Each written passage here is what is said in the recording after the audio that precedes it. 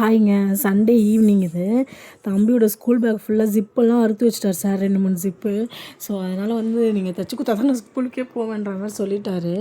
2, 3 வாரமாக போகணும்னு நினச்சிட்டே இருந்தோம். ஆனால் போகவே முடியலையா. ஹஸ்பண்டுக்கும் ஏதாவது ஒர்க் வந்துட்டே இருந்தது. நான் பசங்களை கூப்பிட்டு தனியாக போக முடியாது அப்படின்னு சொல்லிட்டு சரி ஹஸ்பண்டுக்காக தான் வெயிட் பண்ணிகிட்ருந்தோம். 2, 3 வாரம் ஆயிடுச்சு. இந்த தடவை நீங்கள் தைச்சி கொடுத்தா தான் ஸ்கூலுக்கே போவேன்ற மாதிரி சொல்லிட்டாரு சார்.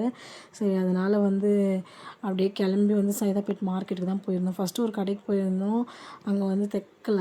சரி இன்னொரு கடைக்கு போயிட்டு அங்கே கொடுத்துட்டு அது பக்கத்துலேயே டீ ஸ்டால் இருந்துச்சு. அங்கே ஒரு ஆரஞ்சு ஜூஸ் ஆர்டர் பண்ணி 2 பேரும் குடிச்சிட்டு அதுக்கப்புறம் அவர் தைக்கிற கேப்லேயே கொஞ்சம் வாட்டர் பாட்டில்லாம் வாங்கலான்னு போனால் சின்ன சின்ன பொருளை வாங்கி 300 அவருக்கு நான் செலவு வச்சுட்டேன் இன்றைக்கி.